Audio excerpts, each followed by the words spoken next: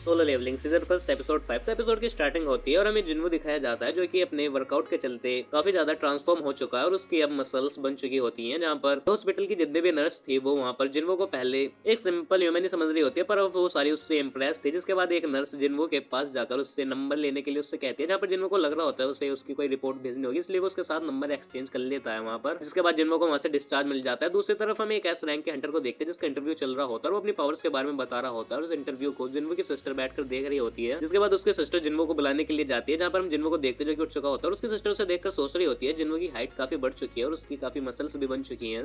जहाँ पर वो जिन्वो से कहने लगती है कि तुम वर्कआउट कर रहे हो और वर्कआउट कर क्या तुम अपनी हाइट भी बढ़ा लेते हो, ये तो बहुत सही है। और इतना ही कहकर वो वहाँ से चली जाती है। जिसके बाद जिन्वो भी नोटिस करता है उसकी हाइट बढ़ चुकी है और उसकी मसल्स भी बन चुकी है, साथ ही उसकी एबिलिटी भी बढ़ चुकी है। जिसके बाद जिन्वो अपने गोल देख रहा होता है, जहाँ पर बस उसकी रनिंग बाकी रहती है जिसे वो बाद में कर लेगा और वो अपने पॉइंट्स को स्ट्रेंथ और एबिलिटी में बांट देता है। जहाँ पर जिन्वो सोच रहा होता है उसे अभी अपने उस रूम का रेंट भरना है और इतने दिनों से हॉस्पिटल में था, पर अब जिन्वो के पास पावर है तो रेंट भरना कोई ज्यादा मुश्किल बात नहीं होगी उसके लिए। और वो साथ ही सोच रहा होता है उसे किसी पावरफुल बड़े गेट में जाना होगा गोब्लिन्स को मारने के लिए ताकि वो अपना रेंट भर सके। पर साथ ही वो सोच रहा होता है इसके लिए उसे कुछ बड़े कॉन्टैक्ट यूज करने होंगे। और साथ ही वो सोच रहा होता है उसे ओपनली किसी को रीअवेकनिंग के बारे में बताना नहीं है क्योंकि ये काफी रेयर है और वो अभी ई रैंक का ही हंटर है। और जिसके बाद हम देखते हैं जो जिन्वो है वो अपने सारे गोल्स को कंप्लीट कर चुका होता है और उसके लिए उसे पॉइंट्स मिल चुके होते हैं। जिसके बाद जो जिन्वो रहता है वो एक हंटर्स के ग्रुप से जाकर मिलता है, जहाँ पर वो हंटर के लीडर से मिलता है और वो ई रैंक का हंटर था। तो जो बाकी सारे हंटर थे वो जिन्वो को कहने लगते हैं ये तो वही है जिसे वीकेस्ट हंटर का टाइटल मिला है। वहाँ पर जो उनका लीडर रहता है वो जिन्वो से माफी मांगता है इन सब के लिए। जिसके बाद जो उनका लीडर रहता है वो जिन्वो को एक कॉन्ट्रैक्ट साइन करने के लिए कहता है, जहाँ पर वो जिन्वो से कहता है कि अंदर जितनी भी जेम्स मिलेगी उसका हिस्सा सिर्फ 7 पार्टों में डिवाइड होगा, तुम्हें बस उतनी ही मनी मिलेगी जितनी इस कॉन्ट्रैक्ट में लिखी है और तुम्हें सिर्फ सामान उठाकर अंदर जाना है और साथ ही अपनी लाइफ की गारंटी तुम्हारे ऊपर ही है और तुम्हें कुछ हो जाता है उसकी गारंटी हम पर नहीं है। जिसके बाद हम एक और हंटर को देखते हैं जो कि वहाँ पर आता है जिसका नाम युकुजिहो होता है, कि एक बी रैंक का हंटर होता है, पर जो उसके आर्मर और तलवार थी वो काफी पावरफुल थी, जिसे देखकर जिन्वो सोच रहा होता है ये जरूर किसी अमीर बाप की औलाद होगा। जिसके बाद वो उस डेंजन यानी उस गेट में जाने लगते हैं और उसमें अंदर जाते हुए जिन्वो उसी डेंजन के बारे में सोचने लगता है जिसमें वो फंस गया था।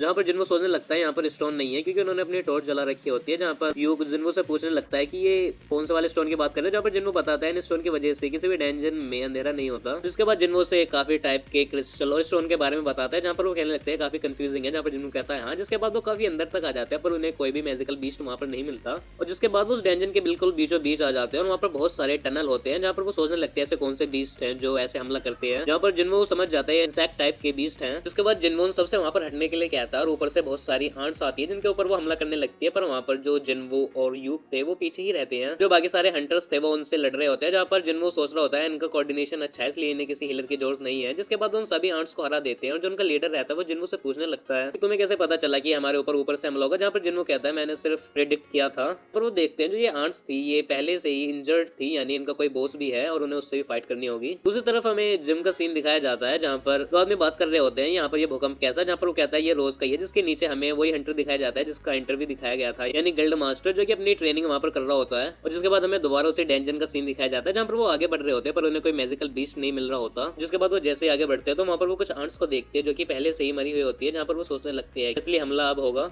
जैसे ही वो उनको जालों को हटाकर आगे बढ़ते हैं तो वहाँ पर उन्हें बहुत सारे स्टोन्स मिलते हैं, यानी वहाँ पर इतने स्टोन्स थे कि वो सारे अरबपति बन सकते थे। उसके बाद वो आगे जाके देखते हैं कि जो वहाँ का बॉस था वो अभी सो रहा होता है और जो जिन्हो था वो कहने लगता है कि जिन्हो के कॉन्ट्रैक्ट में ये लिखा है कि मैजिकल बीट से जो स्टोन मिलेंगे उनका बंटवारा नहीं होगा, पर जो स्टोन हमें डेंजन से मिलेंगे उन्हें तो हम बांट सकते हैं। जहाँ पर उनका लीडर कहने लगता है ठीक है हम इन्हें बराबर आपस में बांट लेंगे। और जिसके बाद जो उनका लीडर रहता है वो कहने लगता है हमारे पास अभी इतना सामान नहीं है कि हम इन सारे स्टोन्स को ले जा सके, तो हमें पहले वो लाना होगा। जिसके बाद जो लीडर था वो कहने लगता है मुझे अभी अपनी टीम से कुछ बात करनी है। यहाँ पर जिन्हो सोचने लगता है कि इन्होंने काफी सी रैंक के मिशंस करे हैं और ये हर मिशन बिना हिलर के करते हैं, पर इनकी टीम की स्ट्रेंथ है वो 8 होनी चाहिए पर ये 6 हैं। और इससे पहले जिन्हो को समझ पाता जो उनका लीडर रहता है वो जिन्वो और जिन्वो दोनों को उस डेंजन में वहाँ पर बंद कर देता है एक्सप्लोजन कर। जहाँ पर जिन्हो सोच रहा होता है कि मिस्टर सोंग ने उसे बताया था कि इस इंडस्ट्रीज में काफी घटिया लोग भी हैं, वो डेंजन के अंदर कितने भी क्राइम करे इसके बारे में किसी को कुछ पता नहीं चलेगा। जहाँ पर हम प्रेजेंट में देखते हैं जो जिन्वो रहता है वो जिन्वो से कह रहा होता है अगर हम उनसे कॉन्ट्रैक्ट की बात नहीं करते तो शायद ऐसा नहीं होता, पर जिन्वो वहाँ पर कहने लगता है इन्होंने ये पहले ही प्लान किया होगा। जिसके बाद जो वहाँ का बॉस था वो जाग जाता है और जो यूकी जिन्वो रहता है वो जिन्वो से पीछे रहने के लिए कहता है, पर जो जिन्वो रहता है वो अपना वही वाला नाइफ निकालता है जो कि उसे स्नेक वाले बीच से मिला था और वो यूकी को पीछे कर उस बॉस के आगे खड़ा हो जाता है लड़ने के लिए। और इस सीन के साथ इस एपिसोड का यहाँ पर एंड हो जाता है। तो आई होप आपको इस एपिसोड की एक्सप्लेनेशन पसंद आई हो, और अगर आपको इसके पिछले एपिसोड्स की एक्सप्लेनेशन देखनी हो तो उसके लिंक भी मैंने इस वीडियो के डिस्क्रिप्शन में दे दिया, अपन भी कंप्लीट देख सकते हैं।